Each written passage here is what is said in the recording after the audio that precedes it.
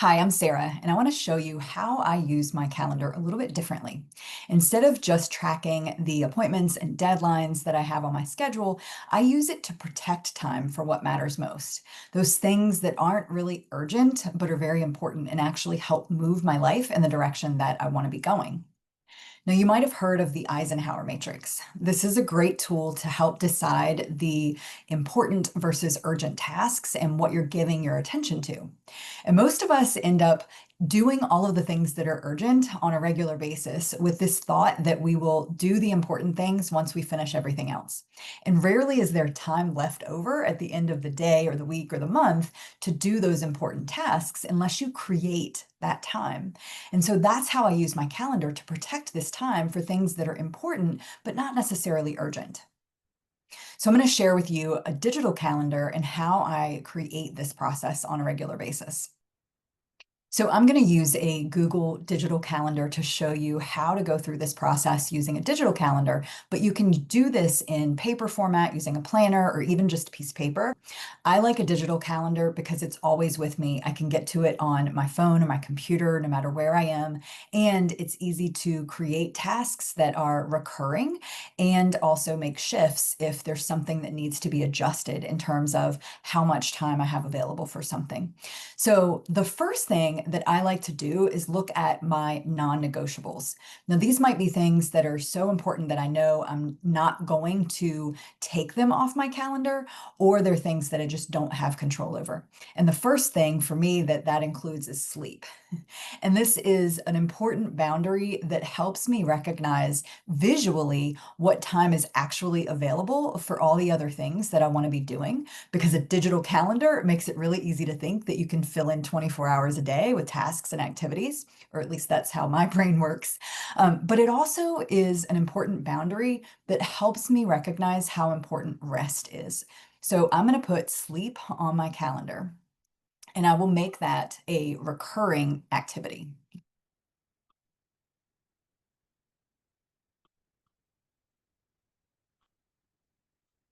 So now that I have sleep on my calendar, I can see what time remains in the middle that I can use for other things. I also work a full-time job, so I have about 40 hours a week committed to that activity, and I get a lunch break in the middle of the day, and there's some time at the beginning and the end of the day required to get back and forth. So when I put things on my calendar, I try to be conservative with the amount of time that I allow so that I don't feel like I'm always just waiting for the next thing or rushing to the next thing. I want to give myself space to be engaged in whatever the thing is that I'm doing. And that helps or it helps for me to put a more conservative estimate for time on my calendar. So I'm going to go ahead and add my work days to my calendar.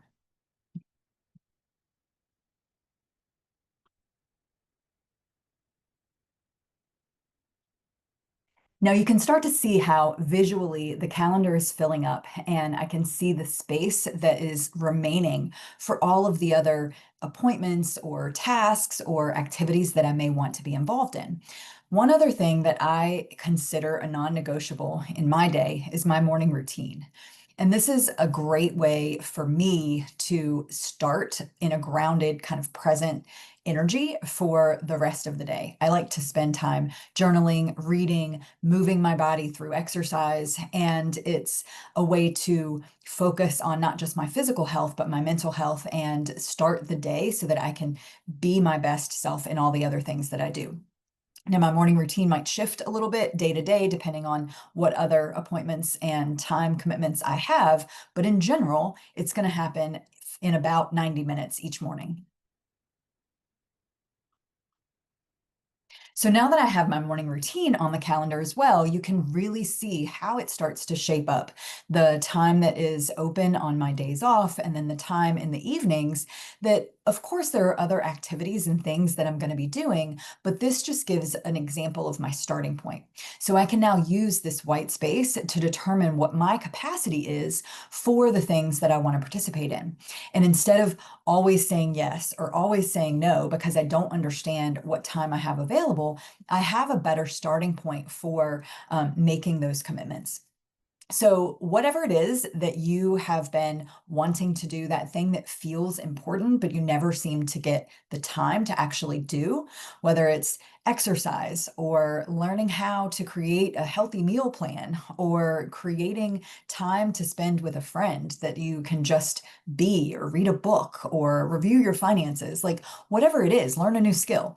Those things that you've been putting off because it feels like you never have time and there's always all these other tasks that seem to come first, I want to really challenge you to put time on your calendar in the next week for whatever that thing is, and then protect that time so that you keep it as a commitment, just like you would if it was an appointment or meeting with someone else.